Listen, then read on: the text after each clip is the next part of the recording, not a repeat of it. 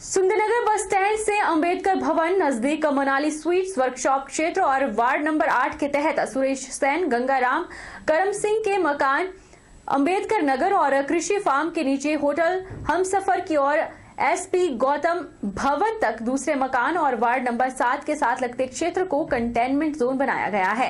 यहां धारा 144 लाई गई है। प्रशासन के अगले आदेशों तक ना कोई इस क्षेत्र में आ सकेगा और ना ही जा सकेगा।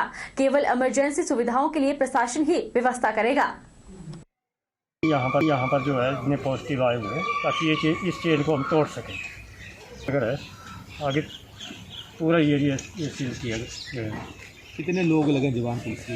हमारे पुलिस के जो 12 जवान जो है यहाँ कंटिन्यूसली 24 ड्यूटी कर रहे हैं। कितने दिन चलेगा जी ये कंटेनमेंट जोन का दौर? तो अभी हमें मालूम नहीं। जैसे नालागढ़ स्वारघाट रोड पर गोलजमाला के पास सड़क हादसा पेश आया है। ट्रक और 4 व्हीलर के आमने सामने टक्कर हो गई। टक्कर इतनी जबरदस्त थी कि 4 व्हीलर के परखच्चे उड़ गए। हादसे में 4 व्हीलर चालक गंभीर रूप से घायल हुआ है, जिसे पुलिस ने इलाज के लिए नालागढ़ अस्पताल भेजा, जहां से उसे पीजीआई चंडीगढ़ रेफर कर दिया गया है। नालागढ़ स्वारघाट रोड पर लगभग 11:30 बजे नालागढ़ से स्वारघाट की तरफ को जा रहे 4 व्हीलर और स्वारघाट से नालागढ़ की तरफ आ रहे ट्रक में गोलजमाला के पास आमने सामने टक्कर हो गई। टक्कर इतनी जबरदस्त थी कि 4 व्हीलर के परखच्चे उड़ गए। हादसे में 4 व्हीलर चालक मनोज कुमार निवासी उपरला नंगल गंभीर रूप से घायल हो गए। आसपास से गुजर रहे लोगों ने 4 व्हीलर चालक को गंभीर हालत में नालागढ़ अस्पताल पहुंचाया, जहां पर उपचार के बाद उसे पीजीआई चंडीगढ़ रेफर कर दिया गया है। अस्पताल प्रबंधन द्वारा पुलिस को इसकी सूचना दे दी गई और नालागढ़ पुलिस मामले की छानबीन कर रही है। फिलहाल ट्रक चालक मौके से फरार बताया जा रहा है।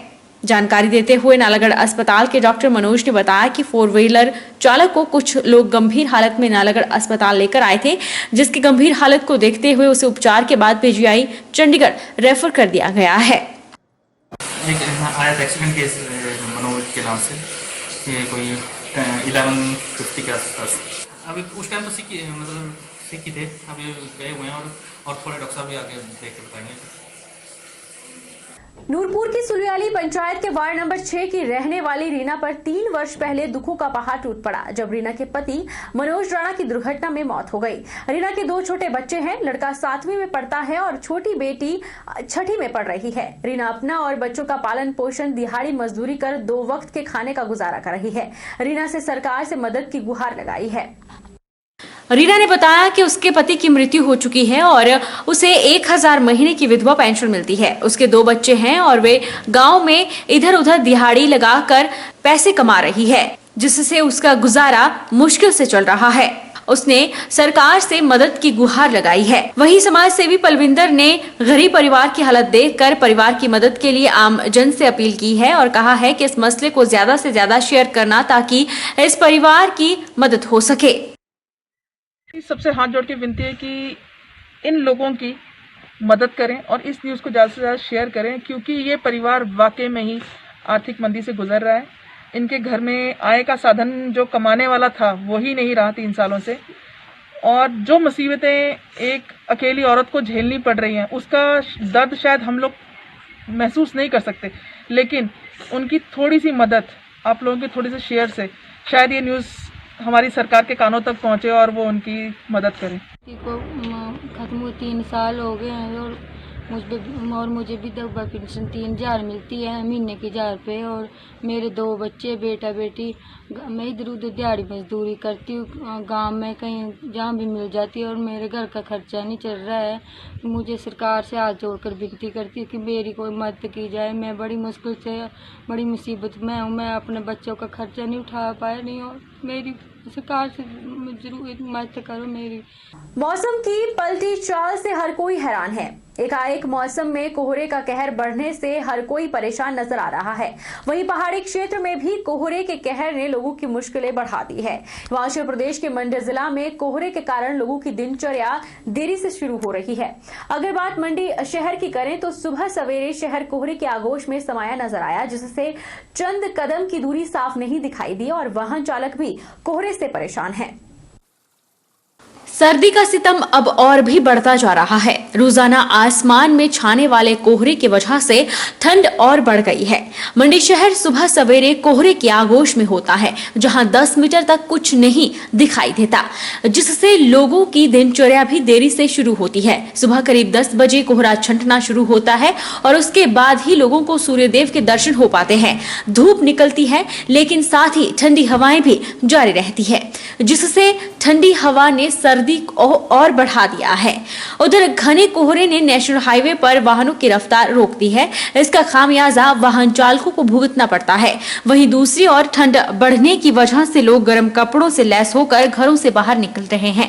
लोगों का कहना है कि मौसम की मार तेज है और वे जब सुबह सब्जी, दूध या अन्य चीज लेने घर से निकलते हैं तो उन्हें कुछ दूरी के बाद नजर नहीं आता और कोहरा इतना ज्यादा होता है कि वे सड़क पार भी नहीं कर पाते।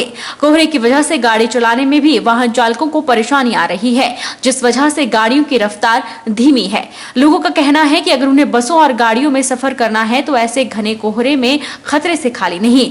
मंडी बल नेर चौक में तो लोगों की सुबह 12 और 1 बजे होती है, क्योंकि वहां कोहरा ही 1 बजे तक छंटता है। लोग ठंड से बचने के लिए गर्म कपड़े पहन रहे हैं और आग का सहारा ले रहे हैं।